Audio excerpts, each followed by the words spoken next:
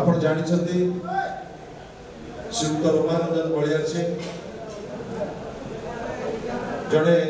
अत्यंत लोकप्रिय विधायक प्रभात पुरुष स्वर्गत विजुबाबूर घनिष्ठ सहयोगी हिसाब से नव दशक निजर राजनैतिक जीवन जनता दल से आरंभ करथिले एवं 2004 रु 2009 विधायक हिसाब से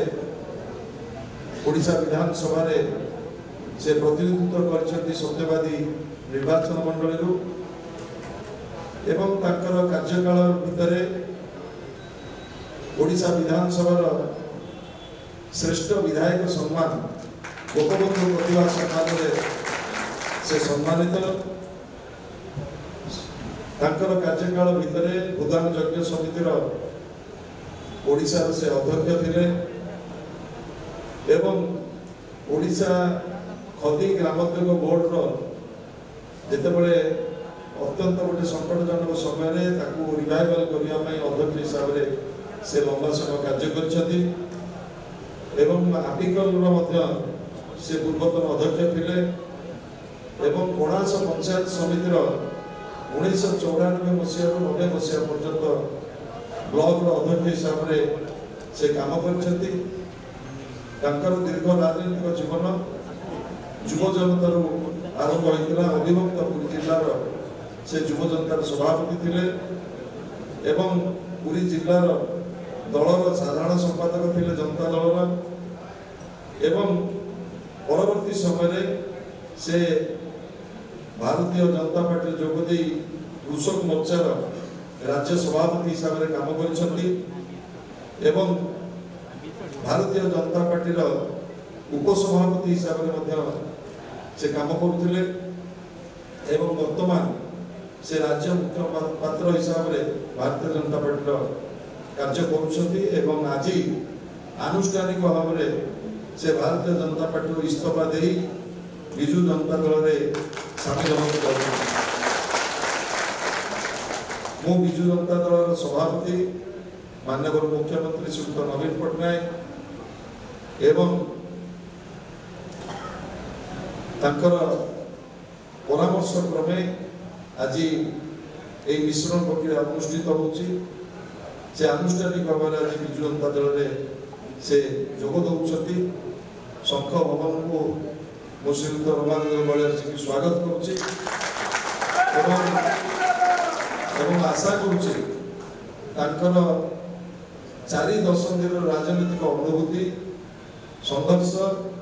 एवं सत्यवादी निर्वाचन मंडल को आरंभ कर पुरी जिले में अणकांग्रेस आंदोलन को शक्तिशाली कर जो गुरुत्वपूर्ण योगदान को आज आम समस्ते स्मरण करुचु एवं सत्यवादी विधायक थिला बेले नेतृत्व में बहुत उल्लेखनीय कार्य होती आज से आनुष्ठानिक भाव में विजु जनता दल जोग धन्यवाद और कृतज्ञता जनाऊँ जहाँफल केवल सत्यवादी विधानसभा निर्वाचन मंडली शक्तिशाली हम ना पुरी जिले में विजु जनता दल को शक्तिशाली करने गोटे अग्रगण्य भूमिका रही नवीन बाबूर स्वच्छ शासन लोकाभिमुखी योजना एवं एक उच्चतर संगठन को शक्तिशाली कर भूमिका निश्चित भाव में गुरुत्वपूर्ण रही आसंका साधारण निर्वाचन में दल को आमको